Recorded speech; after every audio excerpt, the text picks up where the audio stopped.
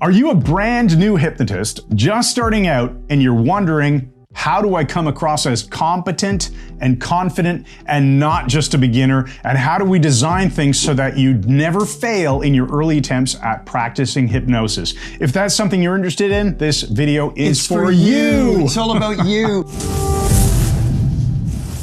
Look, we're going to give you some simple principles that you can apply that will make your first attempts at hypnosis much more likely to succeed. All right, let's start out. First of all, I'm Chris Thompson. I'm Mike Mandel. We are the co-founders of Mike Mandel Hypnosis, and we run the Mike Mandel Hypnosis Academy. Yes, we do. Let's start out with this. How do you present yourself to first of all, others? yes. That is a major component. You start doing hypnosis. Don't go up to people and say, you know, you're my first subject ever. I hope this works. You're undermining yourself with that. Mike, I'm a brand new hypnosis student. I was wondering if you might permit me to try to hypnotize you. Would that be okay? As if!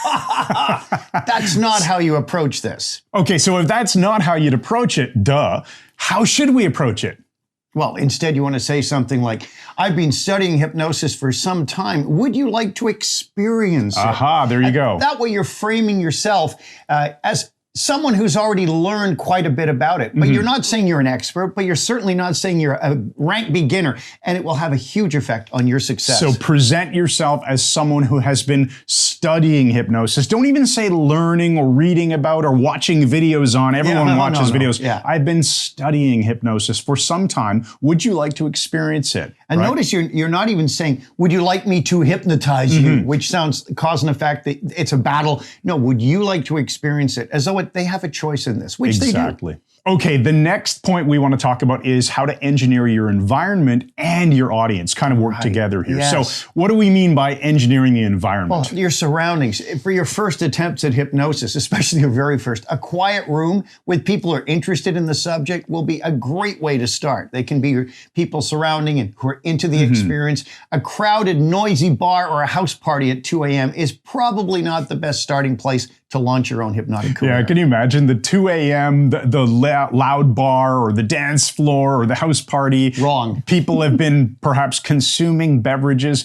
It's not going to lead to focus and interest. It's going to be more likely to turn you into a bit of the victim, the joke. Which is not a good thing, Ken.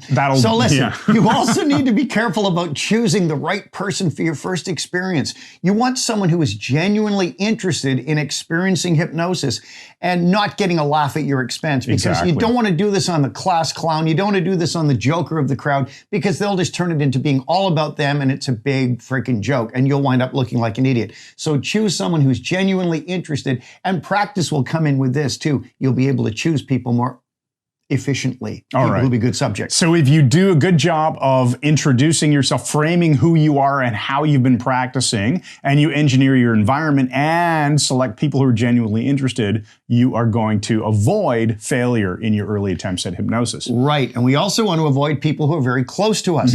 Attempting this on your family members, your brother or your sister or your mom.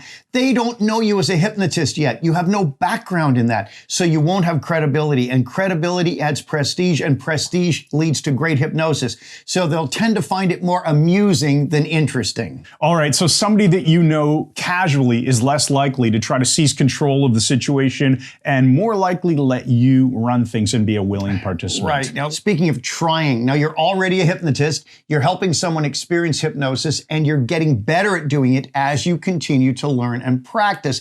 And naturally, when you've got enough practice under your belt, you'll be the one to be totally fine taking control and hypnotizing almost anyone in any situation.